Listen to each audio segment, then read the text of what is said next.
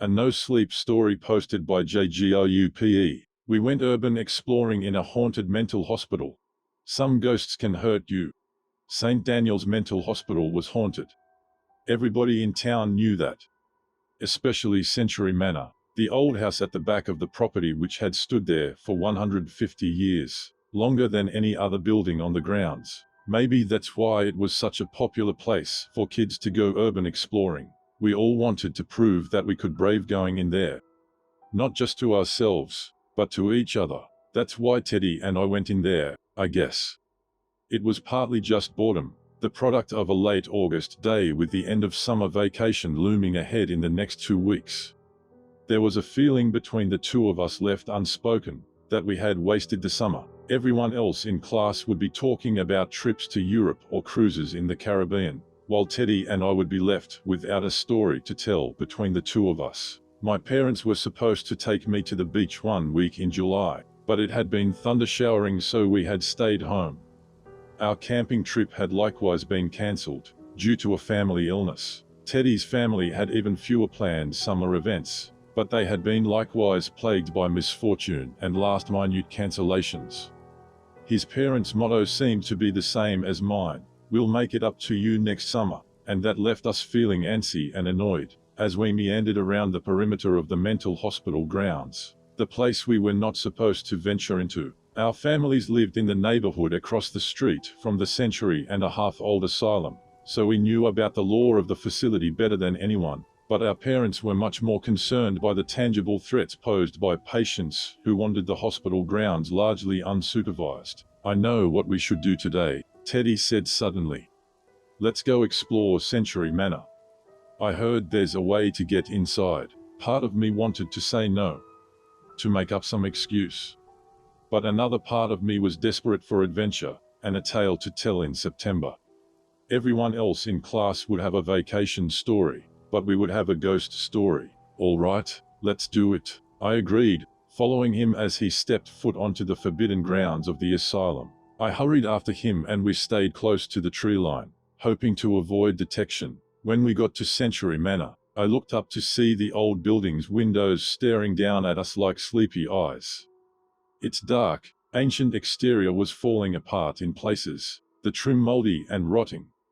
Tiles from the roof had slipped off and lay on the grass, turning it brown beneath their weight. "So, how are we supposed to get in?"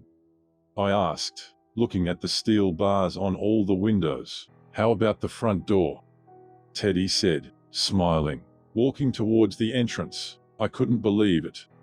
The old wooden door should have been tightly locked, but instead it was hanging open, swaying gently in the breeze. "Weird. I'm pretty sure that's supposed to be locked," I said, following Teddy towards the entrance. It was dark inside, almost impossible to see past the first few feet.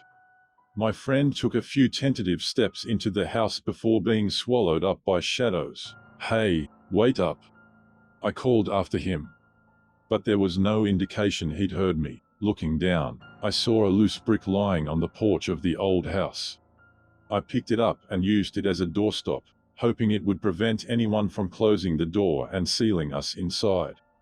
Suddenly I was beginning to realize that was a real possibility. "Teddy, I'm not sure about this," I said, stepping into the dark house. It took my eyes a few seconds to adjust.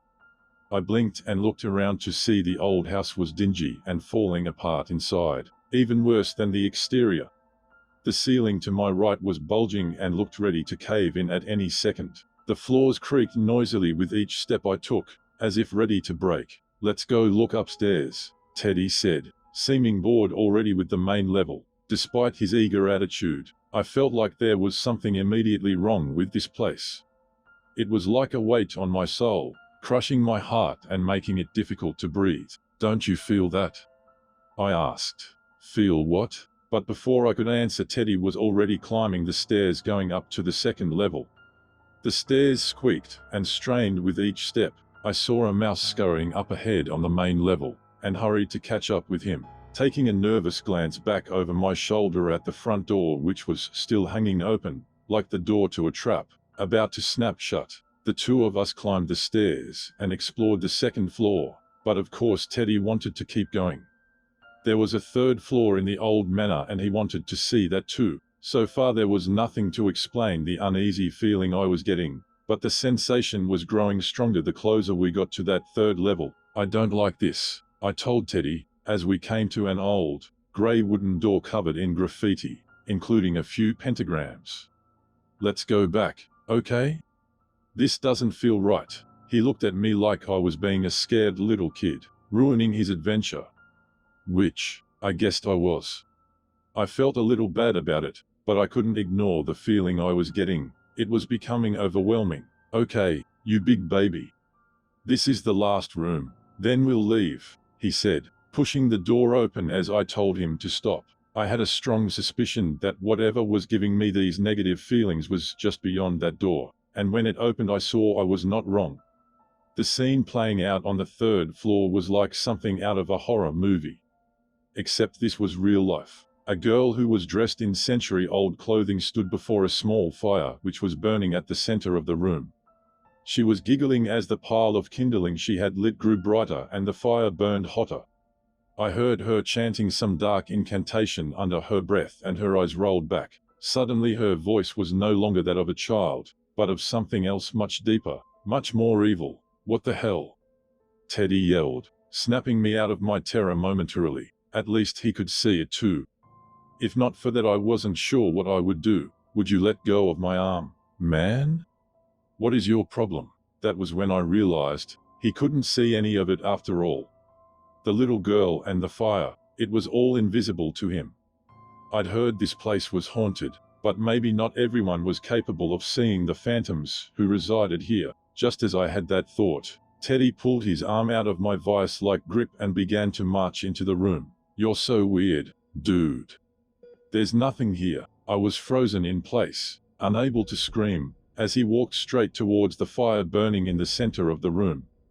The little girl was now levitating a few inches off the ground, her eyes still white and rolled back, but now she had a mad grin spreading wide across her face. She began to laugh as Teddy strode into the fire. It took him a few seconds to realize what was happening, like someone who has set their hand on a stove burner, only to realize it is turned on. But then in an instant he was lit up like a torch. Teddy turned into a blazing inferno as the little girl's laugh turned into a screeching cackle. I felt something cold rush through me a second later, and then saw two women in white and black habits, like those worn by nuns. They were putting out the fire and praying, holding a Bible up into the air and pulling the little girl back down. She settled gently to the floor as the fire went out, and I realized Teddy had also been extinguished, as if the fire existed in some other time, and I was the only one who could see it. And them, running out of that room, I raced down the stairs to find a security guard at the door, pulling the brick doorstop out of its place. Who keeps opening this door? He was saying to himself. I yelled at him to stop, and told him to get help. My friend was in trouble. Not again, the security guard muttered, probably thinking I couldn't hear him. They really need to tear this old place down before it kills anyone else. Luckily Teddy survived the event, but he's been in a coma for quite a while, and was unable to defend me during the court proceedings. I was forced to tell the judge what had happened by myself, and he wasn't inclined to believe me. Pyromaniac ghosts aren't exactly the best legal defense, as my exasperated lawyer will tell you. But I wasn't going to lie. And I wasn't going to admit to something I didn't do. I didn't hurt my friend. I didn't leave him there to die. I just hope Teddy wakes up one day soon. I know he'll tell them I'm innocent. I just hope my best friend can clear my name, or I'm gonna be in this asylum for a long, long time.